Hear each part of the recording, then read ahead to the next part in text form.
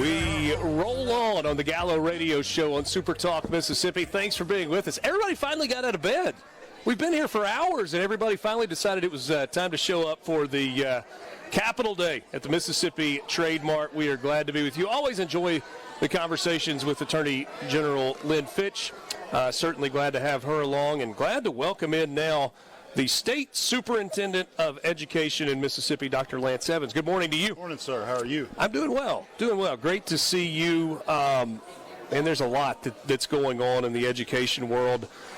One of the conversations that has been prevalent kind of leading into this legislative cycle certainly goes back to a year ago is this debate about school choice that's going on, and private schools and public schools, and where the money goes, and all of those different things. And there are varying opinions that go along with it. From your position as the leader of education in the state of Mississippi, where do you stand on all of this? What makes the most sense? Well, of course, as the leader of public ed in Mississippi, my goal is to make public education the best choice. This is 2025 now, and I do understand times have changed.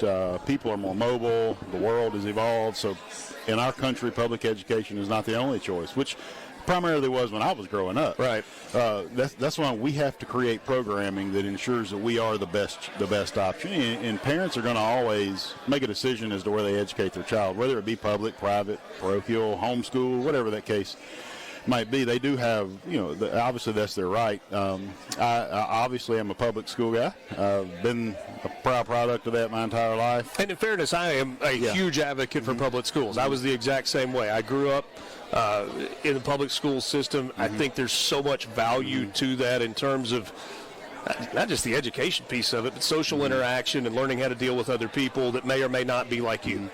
Yeah, I think we have to navigate it. I think we have to navigate this topic very carefully. I think it's one thing that I have said and will continue and be very adamant about saying is if we ever put a public dollar in a private school, then every student in that private school has to be subjected to the same assessments as the students are in the Mississippi public school system. And it's one of those things to where the level of rigor of our assessments is far greater than some of the other nationally normed assessments. So we have to have that same level of expectation. And what drives that is my desire to make sure that all students have the education they need to be successful. So, and I guess it's an interesting dynamic because there are private schools that are very rigorous academically, and then there's some that are less so. And so you got to make sure that everybody's being held to the same standard.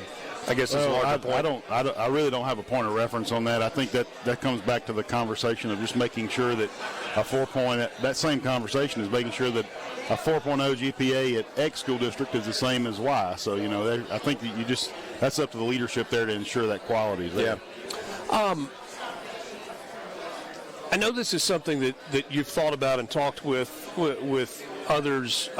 We live in Oxford, so Bradley Robertson is the superintendent there, and I've had this conversation with him. I said, I look at what my kids are doing in school. I got a ninth grader and a sixth grader and a second grader, and I feel like so much of what they do is driven by testing versus learning.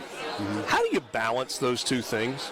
Well, the balance of that is each of the assessments that are put in place, without going into the weeds because we have limited amount of time on what those are, but each of the assessments are driven obviously by the standards that have been created to ensure the students get the quality of education they need to moving forward. Now, it varies by district, and I know Oxford specifically. I actually worked there for 5 years, and Bradley is one of my closest friends. It's a great school system. And they don't necessarily do this, but it depends on the district as to how much assessment that you see. Lots of times the conversation of over-testing comes back to the number of times that school districts do benchmarking. Right. And I've always recommended, like in a high school, a 4x4, you're going to do it twice a semester. Set a baseline and then before the assessment. And then in a traditional, your elementary and middle schools, basically 3 times. So all that's driven is driven by the desire to restructure the support that students need to be successful. But I'll tell you, kind of to build on your question there, is it's all driven by the accountability model. because what we inspect is what we inspect what we expect. Sure. And we guide all that based on the accountability model and where points are associated in it. And working with the Accountability Task Force the past 6 months, we are pushing forward with the idea of how do we incentivize the workforce development piece. We've already created a K-12 workforce development task force in which we're creating a pre-K-12 workforce development plan across for the entire state of Mississippi. And then each of Mississippi's each region is divided into, we have 8 ecosystems from an economic standpoint, and creating specific programming in each of those so that we're being nimble with the business and industry. Because the business and industry in Oxford and their needs is different than the business and industry maybe so in some of our Delta regions or in our western part of our state. So, and all that ties back in. So you have the academic piece, and then you have the workforce development piece, and you have to marry those two. Is this, like when you, I feel like this is a new name for an old thing. When we talk about workforce development in high schools, I mean, I feel like that is what used to be ag programs or the opportunity to go to the local business and industrial complex and learn different skills. And it's every bit as relevant today as it was 25 years ago, maybe even more so. And I feel like there's a lot more emphasis that's being placed on that. Is that accurate? Oh, absolutely. I would tell you, this is my... what used to be shop class years ago. There is, and so it's kind of a two-pronged piece there. You are absolutely correct. When you say workforce development, you're thinking about years ago they referred to it as VOTEC. Sure. Yes, sir. I think that may be where you're headed. And then there was a work-based learning piece of associated with it, which comes back to those internship pieces you're talking about, that career exposure. Well, it has evolved, obviously, into the career and technical education, which is much more robust. And then the workforce development piece, although it is married with the career and technical, it is not like synonymous with it because it's a different set of skills.